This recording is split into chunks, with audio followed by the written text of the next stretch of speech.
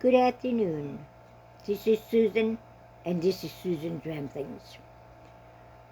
We have just finished up the 30-day of garden produce recipes. Now I'm going to start on different recipes that you can make mixes for, such as your cream of soup mix, your pancake mix, pancake soup, and so forth and so forth. I feel that the time is coming where we should have these mixes on our pantry shelves because we want to be unable to buy them at the grocery store as we normally do. So this is one of my favorite ones. I have used this recipe for years and years and years. And what I like the most about it is I can make my cream of mushroom by adding some mushrooms to it, cream of chicken by adding chicken to it, cream of celery by adding celery to it, cream of potatoes by adding potatoes to it, and so forth and so forth. And this one will stay on your shelf indefinitely, I think. I don't know, I've never had it stay on my shelf long enough because I use it all the time. It takes very simple ingredients to use, and you have it made up, and I have it in a little container, and I just use it all the time. I have the powdered milk, the cornstarch, the baking powder, and I think most of us all have that in our pantries. If not, you had better stock up on them because it's going to get bad later on. If not sooner or later, become bad.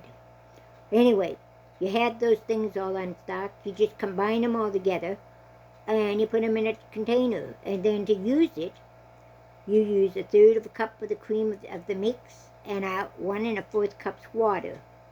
And you combine it. You bring it to a mixture. And you stir it constantly, and the mixture will thicken, and you will have your cream of soup. This will make 9 cans, excuse me, of the cream of soup, and yeah, that means 9 cans you don't have to buy. Like I said, all of our pantries should have all of these in them, all these ingredients in them. This is a simple recipe, and it's a good recipe, and I like to switch it up for different things. My next one is a pancake mix. Now, yes, I know we can all go buy pancake mixes over the store, or we were able to, but I don't know if we are now. Some of the places are less stocked than others, and then in some places the prices are just completely out of our range. So this is the pancake mix. I have this on my shelf also. I do have some complete pancake mix and so forth, but this is the one I depend on most of all, especially since I got the milk and the eggs and the butter. There might come a time where I'll have to find a complete pancake mix, and I'm looking for that. I'm researching for it, but I haven't found one yet. Anyway, this is your pancake mix. Your flour, baking powder, salt, sugar, and sugar. That's all it is. And you put it in a container. Mix it all together, put it in a container. If nothing else, put it in a Ziploc bag. Okay? Then you use a cup of pancake mix, 3/4 cup of milk, 1 egg, and a tablespoon of melted butter. And you just mix it all together like you do your regular, and cook it like you do your regular pancakes. Okay? This is also should be items made of items that are in your pantry already. That's the next one. The next one is, if I can get my pages apart here. I don't know what the next one is, but I can't get it apart. Okay. Cornbread mix, I guess. You can buy these cornbread mixes up in town, and you can also use the muffin mixes. But this is something again that should be on your everything. These products should be on your pantry shelves, and just mix it together, and then you cook it. This is a little more complicated. It uses the mix. It uses milk. Uses buttermilk. Remember, for buttermilk, you can use plain old milk and add some vinegar or lemon juice to it and have your buttermilk.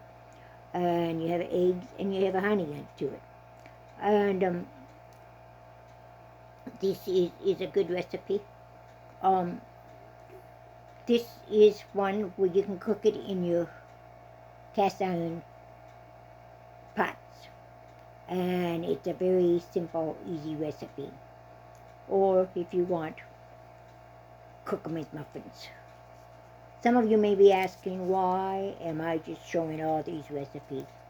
That's simply because rather than making them, if I made them, I would only be able to do 1 or 2 recipes a day.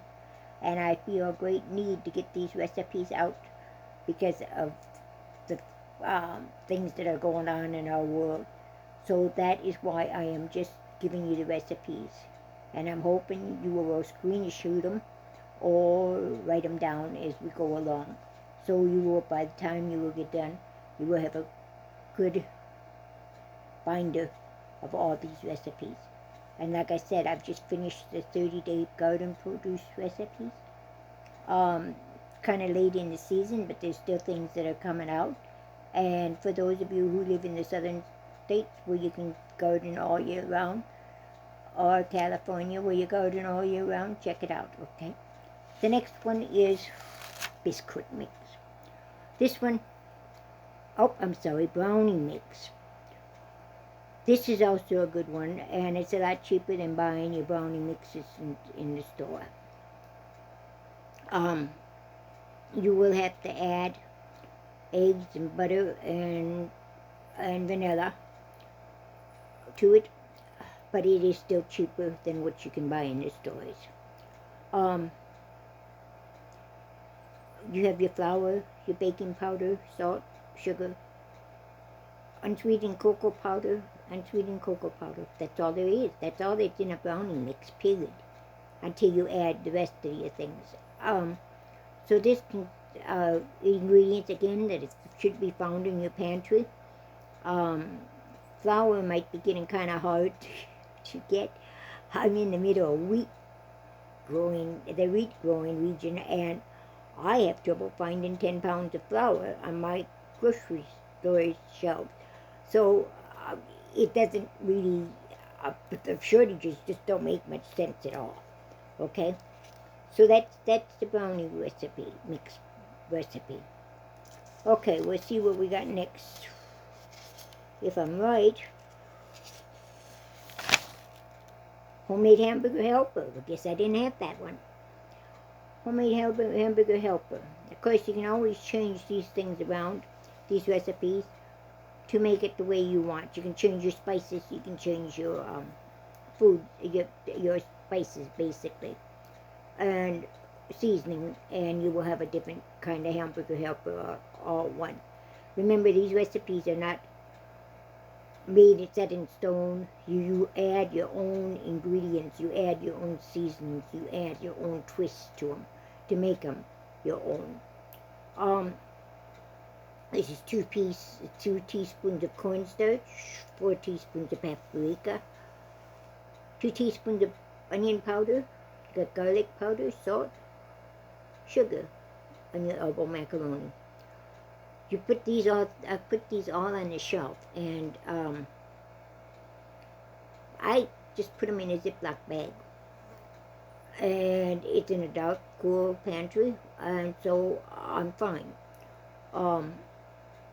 If you want more protein, you add your of course, your ground beef, or if you want your ground turkey, ground chicken, whatever you want on there. Remember, you can add your own seasonings, your own meats, and make it all just your own. If you want to add more protein to it, add cheddar cheese or some kind of cheese to it before you serve it. The next one, shake and bake mix. I don't know how many of you use that. I use it not as frequently as I used to because I've got a good fried chicken recipe. But if time comes where I need it, I will have it available for me. And I might use it for pork, not for chicken, but for pork.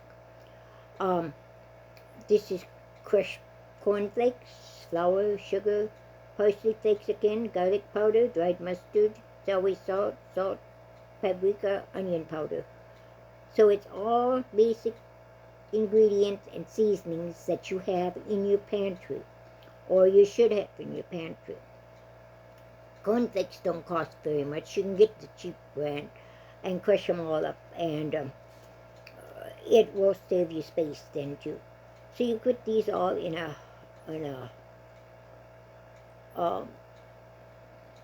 airtight container, and when you need them, you use it just like you do shake and bake. Yes, this one will not make for, you will not need the whole batch for one chicken or for pork or so forth. You kind of separate it out. Okay, the next one, hot cocoa. We're coming into the cooler seasons of the year, and I don't know about you, but I like hot cocoa. And to go buy a box of hot cocoa mix where you get 10 little packets, and that's it. I don't know how much they are. I usually buy the packets when they're on sale about Christmas time. And then I make up a Christmas stocking for my grandchildren and for my great-grandchildren. And that's about the only time I use them. Otherwise, I use my own cocoa mix. And, I could probably, think this year I'll probably just use my own cocoa mix and put it in snack-sized bags and send it that way. So anyway, to me, one little packet doesn't do it for me. I want more of a chocolatey taste to it. So here's your hot cocoa mixes. I give you 2 of them. One of them has cocoa, the plain unsweetened cocoa, and one has the Nestle Quick. That's the only difference between them. I prefer the Nestle Quick, but if I can't get the Nestle Quick, yes, I use the cocoa, and it's just as good. That's it for today. Those are pantry recipes, pantry mixes. We'll see you tomorrow. Have a great day. Bye-bye. God bless you.